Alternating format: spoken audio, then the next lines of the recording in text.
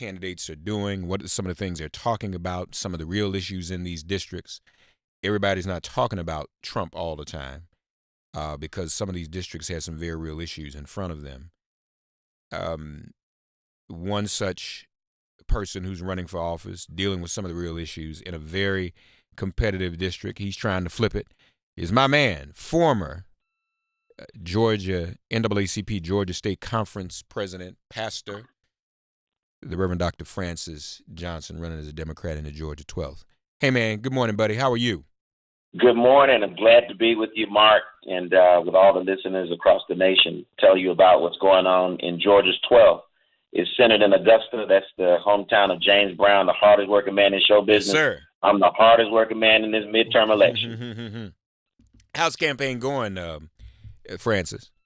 Yes, this is one of these districts that Democrats have written off, but one that there's a revival going on. We're resurrecting hope in this district. This is a district that Donald Trump won by 16 points, but it's in a state that Donald Trump only carried by 5 points.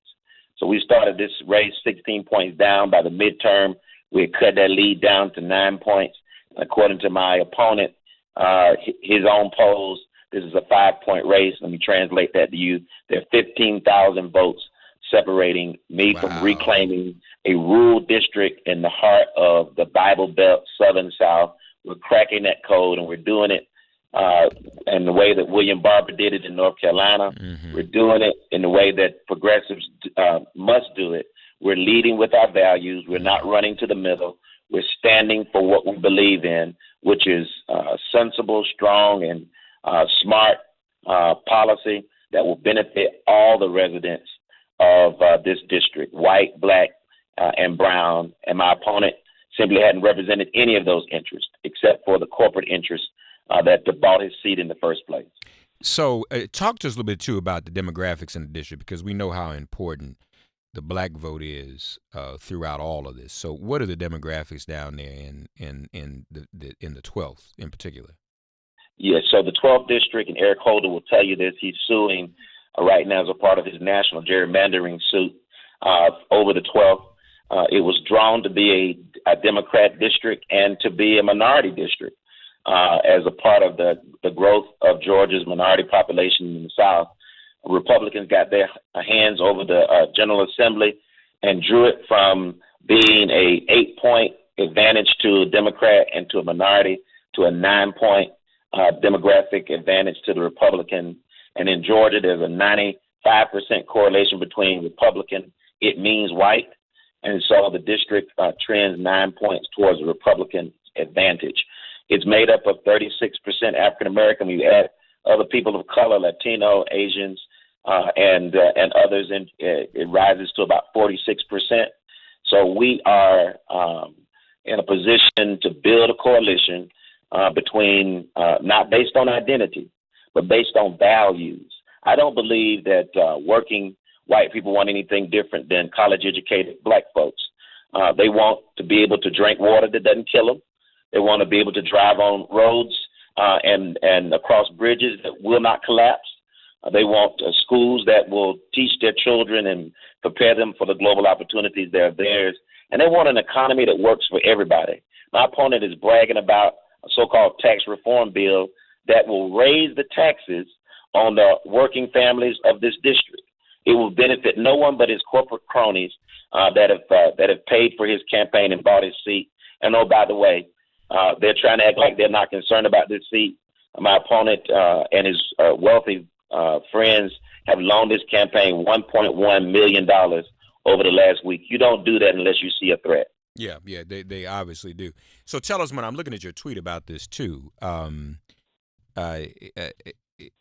this is some type of tax break he's offering, but it's not really one. What is this about? Well, no, this is the national tax reform plan that the Republican Party wanted to run on, but they can't. So they had to gin up an immigration crisis by putting children in cages because they can't run on their legislative record because they don't have one except cutting taxes for billionaires and giving pennies to the middle class, only to bait and switch later and raise the middle class's taxes. This is the so-called national tax reform. It is a bait and switch. It is one of the largest transfers of wealth to the 1% that this nation has ever seen, and he's bragging about that. I just want my listeners and your listeners, my neighbors, to know that what that will do is raise the taxes on the majority of hardworking families in this district. Mm-hmm, mm-hmm. Francys Johnson with us, folks. You mentioned that the African American electorate is what? It's about 36% of 36%. That's right. And of course, we know that's an undercount because it's always undercounted. The quantitative numbers that Sabato and the Cook Report look at, they don't know what we know, which is the qualitative data that we have on the ground. That we have a weak opponent. We have a district that's changing and becoming more diverse. And the fact of the matter is, everybody is suffering. White, black, and brown families are suffering in this district. And the 19 counties that make up this district, 12 counties, whole counties, every child in the public school system gets free lunch. That's how broke this district is. And we need a fighter who will go to Washington, who won't go to engage in the partisan shrill debates, but who will go and put his head down, go to work, and bring home that which the 12th district deserves, the American dream. I see the Collective PAC had a fundraiser for you and others. This past Tuesday, I think. Yeah, man. I'm excited about their endorsement. The Collective PAC is a powerful movement to raise the conscience of how we build power. We're supported by MoveOn.org. We're supported by the Black PAC. We're supported by national groups like the AFL-CIO. We've stood with labor over the years, fighting for its right, the right to collective bargain and determine our own destiny. And we're fighting for, I'm a trial attorney. That's what I do. Mm-hmm. I also pastor and have pastored in the 12th district for the last 20 years. And so we're going after every vote and every demographic. If the Democrats want to be a national party, they have to elevate rural districts. Connor Lamb should have showed them that in Pennsylvania, where he won in a district that Donald Trump had claimed by 20 percentage points. The Democrats right now still don't have a rural district in their top tier targeted districts. That's a shame. They could win the 12th if they would help me with just a small investment. But they've got to believe their own rhetoric. They got to support black candidates. They've got to believe they have a message that will resonate across the board, and they just can't fight in the cities and on the East and West Coast. They've got to get in and fight everywhere, and when we fight, we win. So the DCCC, Francys, has yet to invest? Well, let me tell you something about the DCCC. Not only is the DCCC not investing in rural candidates, but until Quentin James and Stephanie Brown James and the Collective PAC and others like Angela Rye started to make a noise about them not having a single African-American candidate, they didn't have a single African-American candidate in their top-tier targeted markets. So the DNC, it's my party, but to be a strong representative in Congress, you can't be beholden to any party or any president. You got to represent the people. And the DNC, the DCCC, need to make sure that we have rural America in their targets and that we're supporting black candidates, black women candidates, and black male candidates, as well as Latino candidates, Asian candidates, transgender candidates, all candidates that make up the tent that is the Democratic Party. 866-99-SIRIUS, 866-997-4748. Francys Johnson with us. He's running in the Georgia 12th. Yeah, that's a pretty big deal if they're not doing what they ought to do to support you. So you mentioned that others, the Collective PAC and others, of course, Angela and all made noise about them putting black candidates in the top tier. So are you getting any indication that they will at some point throw some support behind you, Francys? Well, yeah, we've got to make them hear us. I'm going to join a body that's made up of 435 other people who want to get their interests heard as well. So I've never been one to sit around and complain. We will make them hear us, okay. which is why we won so convincingly in our primary. Out of the 19 counties, we won every single county. There are 243 precincts across those 19 counties. I won 240 of those 243 precincts, running against two white males. And so we're going to show them. And on November the 6th, I've been, Mark, you know this. I've been told so many times what's impossible and what I can't do and what cannot be achieved. I was told when I was in special education, first through the third grade, trapped in that system that was trying to bankrupt my future, that it was impossible for me to get out. I'm glad for the NAACP lawsuit, the Georgia Legal Services attorney who got me out and got other black boys out of that system. They said that was impossible. They said it was impossible for me to graduate from high school. I'm glad I graduated from Scriven County High School. They said I would never be able to go to college. I'm glad I went to college, went to two of them, got advanced degrees, went back and taught at a institution of higher education, Savannah State and Georgia Southern. You know, my life is a story of what's impossible. And on November the 6th, I'm going to show what impossible looks like when we reclaim this seat and take it back from the hands of extremists like my opponent and deliver this seat back to the people where we'll have a voice in the Congress of the United States. What about unregistered black voters in that area, in the 12th and in Augusta? Is that a problem? Is that an issue? Well, not just unregistered voters. There are I need 89,000 votes to claim this seat. That's what the winner will claim according to our projections. There are 126,000 registered African Americans in the 12th congressional district. There's enough registered African Americans with people walking around with a registration card in their hands if Brian Kemp hadn't purged you, by the way. And that's a real threat to democracy that the New York Times mentioned. It's a threat to Stacey, my friend's campaign. And although we've registered people and we've sued him over and over again, he's still sitting in the Secretary of State seat, and I put nothing past him. He's a goon and a thug. His ilk is of Donald Trump's ilk, which is why Donald Trump supported him. So I know he will break every rule and destroy every norm of our democracy to try to win the governorship. So that's a real threat. There are enough black folks with cards in their pocket who cast a vote in this race to win. I don't think I'll win with just African-American votes. I think that's a strong demographic for me. Okay. That's a strong demographic for the Democratic Party. I think people of common sense, white families, will know that when your median income has decreased, when everyone else across the nation is experiencing growth in the economy and our towns are continuing to fade away, how much does that R behind my opponent's name is it really worth? Is it worth your family farm that will not extend from the fifth to the sixth generation? Is it worth your town? Is it worth your children's future? If so, nothing can convince them. They're dyed in the wool. I get it. But for folks of all ilk and all backgrounds and all cues, if you know what's right, then you will send my opponent to an early retirement and put a fighter in Congress to fight for your future.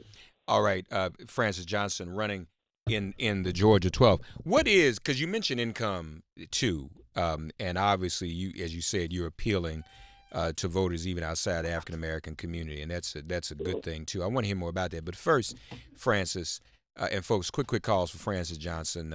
Let folk in Georgia that they should support him. What is the economic engine in a place like Augusta? What kind of jobs are there? What can one do to make a living in the 12th? Yeah, that's such a great point. That's what's wrong with gerrymandering. Gerrymandering, when you draw districts for political advantage and not for people, and you don't put them first in that, you distort representation. So Augusta is the center of the district, but it's way up in the corner, and it's the economic center. Then you've got other places like Dublin, which are in the direct center of the state, and this district goes all the way down to just about the Florida border.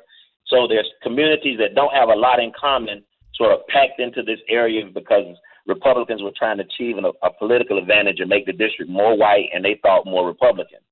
But Augusta is a place where we have Georgia's medical and health universities. So the Medical College of Georgia is a big part of Augusta. There are 4 institutions, health institutions there, as well as VA. So it could be the heart of Georgia's medical and health research innovation if we had some vision for that. As well as Georgia Southern University, which is a large and major university. More African Americans go to Georgia Southern than attend the whole AU Center combined. So it's a very diverse place, that if we had some leadership and some vision, we could take advantage of it. The Cyber Command for the entire United States military is focused at Fort Gordon, one of the largest military installations in Augusta.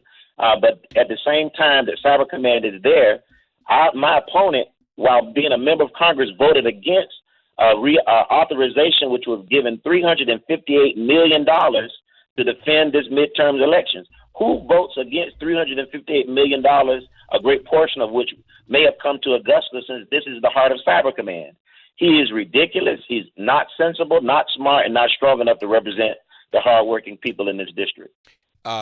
So what was it? Did he give an explanation why he didn't vote for it? Well, his explanation is the party told him to vote no against it. They don't want to secure these elections. They want all the help they can get, whether it's domestic or foreign, whether it's treasonous or not. Mm-hmm. These are the same folks who are turning a blind eye to all of the points of connection that this administration has to Russia.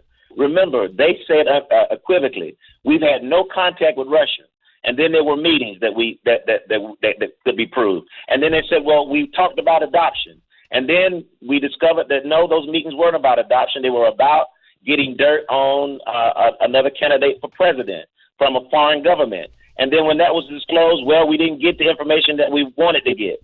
You know, they have moved the goalpost, more times than my high school team did trying to win our state championship. And I get it. And I get it. When you just don't have the truth on your side, and all you can do is deal in lies. You know, my problem is to the evangelical base that supports this party. But this is the same base that decried Bill Clinton for telling a lie, right, who walks around with them as the moral police of the entire world, talking about what would Jesus do. Jesus would call a lie a lie.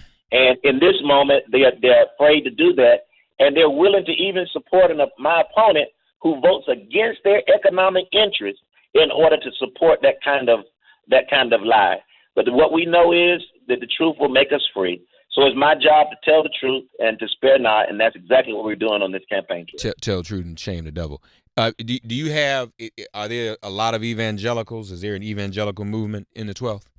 Man, this is the buckle of the Bible Belt. Listen, but at the same time, I will not let my opponent and those who call themselves so-called evangelicals own the faithful voter. I've been a pastor in this area for 20 years. Yeah. I've baptized, I've buried, I've married, I've preached, and loved on the people of this district, and served faithfully in 2 historic churches in this area. And I'm not going to cede that vote. If people want, someone who lives by their values day in and day out, then I think they will choose this campaign.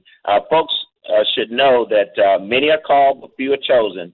And my opponent loves to talk about Jesus, but I don't know that Jesus he talks about. The Jesus I know went around setting up free health clinics around Palestine. He was declaring release to the captives, to the poor. He was bringing good news that they could not have to always be poor.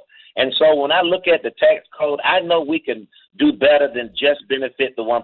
When I look at the great things in our district, the economic engines that we have that are not coordinated, that need vision and direction and federal intervention to work with our state and local leaders, I know that there is good news for the 12th Congressional District. And our towns that are fading fast, this is the real forgotten America. I want everyone to know I see them. I see them because I've lived in that struggle myself, and I know that we can do better. We must do better. Some folks believe our best days are behind us. But as a faithful person, I know that the best is yet to come. You know, I'm looking at your values, registering voters, fighting against voter suppression, criminal justice reform, Medicaid expansion, defeating the takeover of public education, and dealing with the discrimination, fought against discrimination against the LGBTQ community. The reason I'm laying that out one by one, Francys, is that, sometimes we as Democrats eat our own, and there's this narrative that I even saw actually a young woman that I respect as a journalist on television this morning making this case that the Democrats are only running on Trump. And I dispute that, because I know you and all the other Democrats running in these individual local districts, all politics is local. That's right. Are dealing with those local issues. But it appears that the party isn't, because there's no singular national party leader now. The reason there's no singular national party leader, ladies and gentlemen, is because this isn't a presidential year. So the fight is in the local districts. So when Francis Johnson is out there campaigning, wearing out shoe leather, knocking on doors, he's dealing with the issues that the residents in the Georgia 12th want to talk about and want to deal with. And that's very, very important. So it's just not true that Democrats aren't dealing with the real issues, as opposed to just talking about Donald Trump all the time. That's right. You know, in this district, we have 5 hospitals that are on the verge of closing. In my neighboring county, I live in Bullock County, Statesboro, but in my neighboring county, Candler County, their hospital is operating on a 1-day cushion. They've had to go to their county commission twice already this year to float their payroll. When a community loses a hospital, you can't effectively recruit business to come there and expect that companies would relocate their executives to a place that they can't even get emergency services. It is the lifeline of a community, its hospital, its schools, and its core of its infrastructure in terms of economics. And so there's nothing more local than that local hospital. The failure to expand Medicaid has produced a crisis in Georgia. That's why we've got to elect Stacey Abrams, someone who would expand Medicaid. And remember, they're only doing this because of a grudge they have with President Obama. When Nathan Deal, someone who's a pragmatic government that I've worked with on criminal justice reform, was in the U.S. Congress, he supported block grants to the states to expand their Medicaid. But when President Obama used that deal as a significant part of the ACA, he opposed it. Georgia has opposed expanding Medicaid even when New Jersey, with Governor Christie, did, and Arizona, with Jan Brewer's crazy ass. Even she had enough sense to take the money. Georgia didn't, and as a result, Georgia has lost 10 hospitals. And there's nothing more local than when your family gets sick, you have a acute condition like a heart attack or stroke, you don't have time to drive upwards of 50 miles to get to the nearest hospital. And that's what's facing the citizens and the neighbors in this district. And they need someone who's going to fight for their health care. That's why this race is about health care. It's about our jobs, better education for our children. It's about what my neighbors are depending on from government. So it's time to get government working for working people, and that's why I'm running for Congress. Ladies and gentlemen, you did not just hear that. Pastor Francis Johnson did not just call Jan Brewer crazy ass. And Reverend Mark Thompson did not repeat that he said crazy ass either. So none of that just happened. So wait a minute now. But time out, because I just be real for a minute since we on this subject. Because you brought something up that I never, when I go to Selma every year. Right. And we go to these rural areas. Doctor, now see, you got me now. Not that you'd already had me, but when you talked about hospitals closed and lack of emergency service, Francis, one thing I have never understood about y'all folk living in the country, is there's no hospital for miles.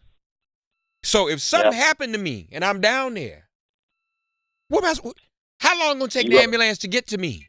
Listen. I mean, I have never, so y'all ain't ever got to worry about me, the brother here, being in that situation, because we be in Selma, and we be driving down the road, driving from Montgomery to Selma or from Birmingham to Selma. I'm like, where's the hospital? Where does what happens if you in the house and get sick and you got to call the ambulance? How long it take to get here? An hour? Do you have an hour? You just go to that upper room. You just like Eddie Murphy said it in the upper room. That's where you go. Well, see, I'm like Dr. King said when he was on a plane. The plane was having some turbulence and didn't look good. And a woman looked at Dr. King on the plane and said, Dr. King, why are you worried? You a man of God. He said, that's true, ma'am. He said, it just so happens, though, I have a little more experience with God on the ground than I do in the air. So I'm like, I got a little more experience near the hospital. Francis, I don't know how y'all do that. Now, right there alone, if I'm down there in Georgia and somebody comes to my house white evangelical redneck even, and says, "Don't y'all want a hospital nearby?" You gonna get my vote. I don't That's even, right. because everybody dies. There's one thing color don't affect. Black, white, you gonna die. You might have a heart attack. You might get sick. That's a wake up call and a half. And you talking about closing down even more emergency services? That's right. No. That's right. Y'all That's crazy. right. You know, the narrative suggests that we're polarized based on race, and there's a lot of that. I don't want to underestimate Right. the polarization in races, but I do know that my neighbors in this district, this is the district whose largest economic driver is agriculture, and I was raised on a farm. And I will tell you, we didn't bring in a single crop without the help of our neighbors. And our neighbors didn't bring in their crop without our help either. Preach. When our animals got out, they helped us to get them back in, and we did the same. So I do know, white, black, or brown, that our neighbors count on each other, and I want them to know they can count on me. This November 6th, is Election Day. If people want more information on the campaign, they can look us up at francysjohnson.org. We're on Facebook, Twitter, and Instagram. The problem is that 30% of my district doesn't have high-speed internet. So you're talking about trying to move an economy forward. Businesses can't locate to a place where you can't speak in real time to your manufacturers and your distributors around the world. We have to get back to the business of getting government to do the things together that we cannot do by ourselves. And one of that is laying better bridges and roads, high-speed internet, developing a new transportation system. Listen, and think about it. I want you to know the 12th district lies between Hartsville, Atlanta, which is the largest cargo operation, passenger operation in the world, and the Savannah Port, which is the third largest port in the world, behind New York and Long Island Beach. Yeah. So you mean to tell me that between those two great economic engines, both in Georgia, that this district has to be as poor and backwards and busted as it is? The hell they preach. No, I believe in resurrection. I believe in revival, and I believe that this district's best days are yet to come. Well, hold it, Francis. I know you got to run, but look, let me just, since you brought up the agriculture piece, how are your folk feeling down there about Trump and his tariffs, and then he wants to, send them some money to bail them out? But we had Shirley Sherrod in here a couple of weeks ago, brother. It was beautiful. Oh, I love Shirley. And my first job, first year of law school, was that I got paired up with an externship, and it sent me to Albany, where I got to live and work with Shirley and Charles Sherrod. And the first day they sent me there I am. Finally figured out that I got out of those fields, my grandfather's fields, and I'm now a big-time law student and going on my way to being a big-time corporate lawyer. The first week of the job, Shirley had me in a watermelon field. Lord. She says, you cannot serve people that you do not respect, that you do not love, you do not value. And so that whole journey from my grandfather's field to Shirley Sherrod's field, working for those farmers that she cared so much about. So I'm glad you brought her name up. Yeah. So what are the farmers down there, including the white ones, saying about Trump's bailout? Because a lot of them were like, that ain't going to get it. Well, no, you're right. And, we don't call them tariffs. We call them what they are. They're taxes. And for a party that claims that they are for no new taxes, Donald Trump has created new taxes everywhere. What farmers understand is it has taken 25 years to develop some of these markets. I'll take soybeans, for example. My district produces more soybeans than any other district in Georgia. And, of course, Georgia leads in terms of soybean production for the nation. Mm-hmm. Now, the next country after the United States in soybean exports is Brazil. China needs soybeans. They've got to give protein to their growing population. Right. So you think about it, when our farmers lose those markets that they've cultivated for 25 years, and Brazil sells them their soybeans, they're not going to get those markets again, not whenever Bob Mueller finally indicts this fool or his term expires. Those taxes, those burdens, and those closed markets will still be structural issues that will prevent our farmers from being able to sell their soybeans. And so when you speak with common sense to people, in the same way that, when those markets close, they understand that that's a customer loss for a long time. You got to win that customer back again. Mm-hmm. that the farmers understand that. Listen, my farmers are in two categories. I have big agribusiness, and I don't even call them farmers. Those are corporate farming interests. And then I have small family farms that are in their fifth and now sixth and seventh generation. And when I look these farmers in the eye and I tell them to support the president, to support my opponent, and to support these tariffs will mean that your farm will not extend to the next generation. You know what they say to me? What's that? You might be the first Democrat I voted for in a long time.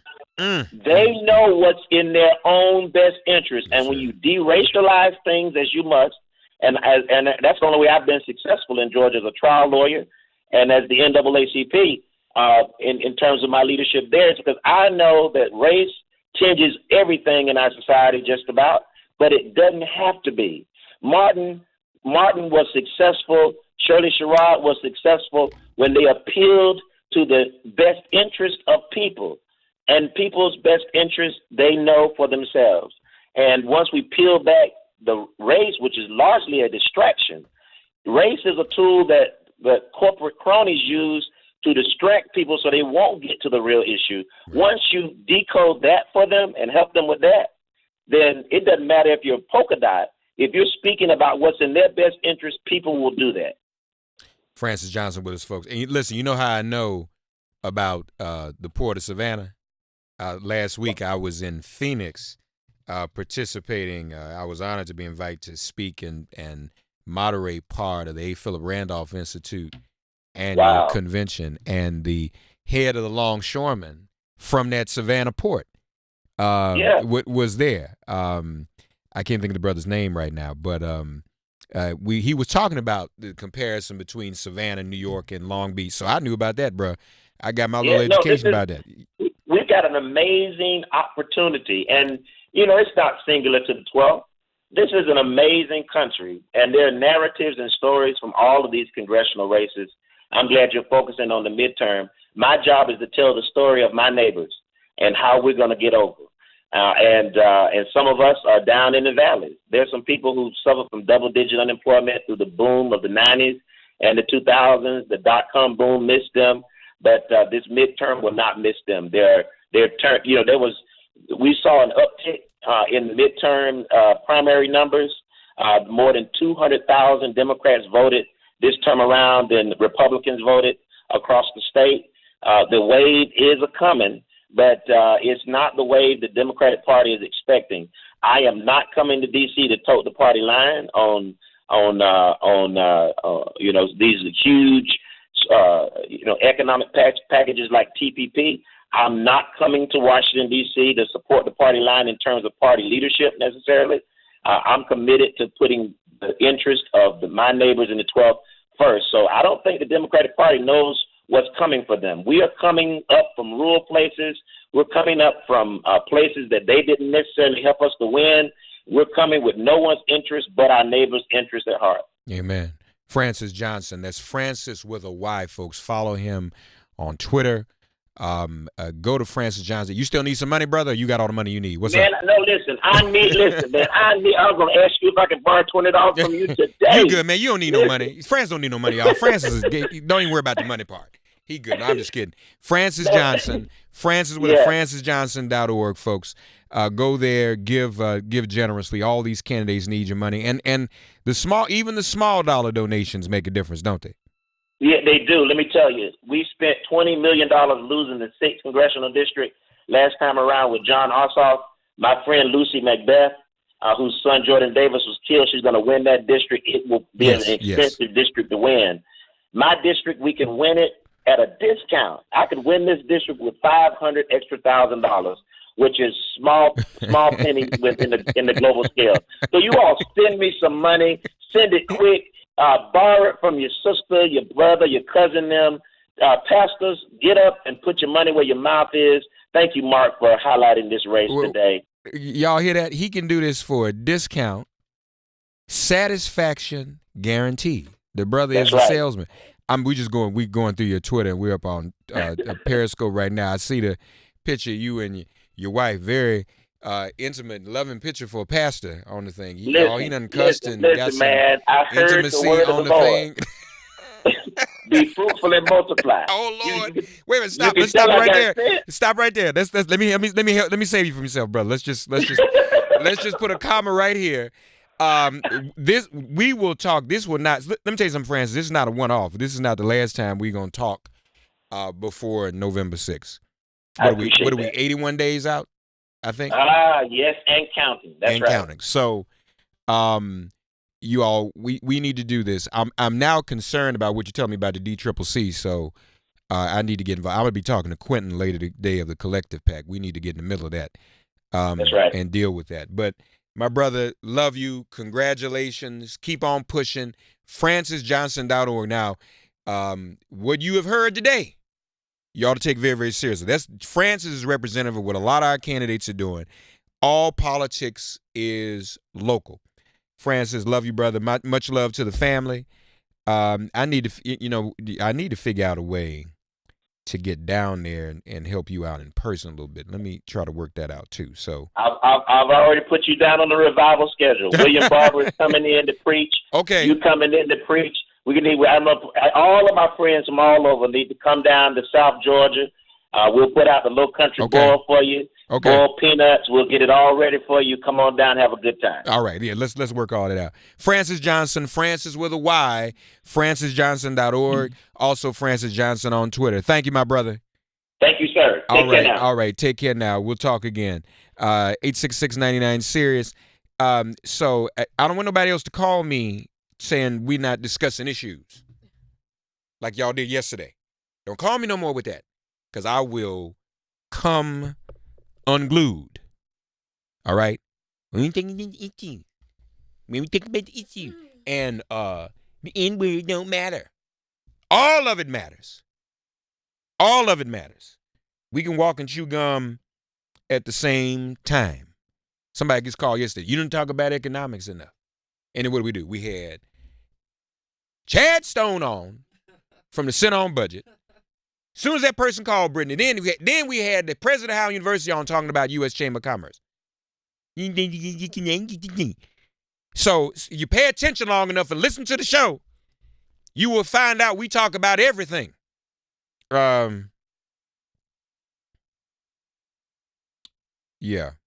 Okay, I got that. All right. Let me do this. I got to take a break. I got to return a phone call. Sirius XM Progress 127. That's a little text I got. Speaking of small towns, we just talked about small town. When you live in the country on a small town, you know a few things that city types don't. Things like which back roads flood, the best fishing spots, the owner of the hardware store, and the country's best AAA quarterback, and whether or not the ambulance is going to come if you got hospital services. You also know the way things ought to be done. Dish was built to serve small town America like Francis Johnson, and because of that, they share your small town approach. Talk straight, deal fair, and most of all, listen. Dish knows when you're out past the last cable line. He said they don't even have internet connectivity down there. You make even strong connections, and so they strive to present real choices and provide real service, the kind you don't just expect but deserve in small towns. You take care of each other, so let Dish take care of you. With the latest technology, professional installation, better programming, and first-rate service from the retailer that lives in and supports your community. Dish listens. That's how they stay tuned into you. Because we talked about Hallquist in Vermont and her commercial. They don't have a lot of connectivity in Vermont. See, the stuff we all take for granted, some folk just don't have. And that's what's important. That's why you ain't got time. That's why all of it is connected. You don't have time for nobody focused on Russia. People need stuff in Augusta and in Vermont. You can't help Augusta and Vermont if you're all about Russia. That's the point. That's the only point. And you run around trying to cover for saying the N-word. And everything else you call everybody else, including Jews and Asians and Latinos. Got to cover for that. You can't, is somebody working on internet connectivity? Power lines, cable lines in Augusta and in Vermont? Is anybody doing that? No, because they focused on the Kremlin. All right, let me do this. Let me take a break. Got to return a call. And then we'll be back Sirius XM Progress 127, Resistance Radio. Get woke, get ready for impeachment. This is MIP.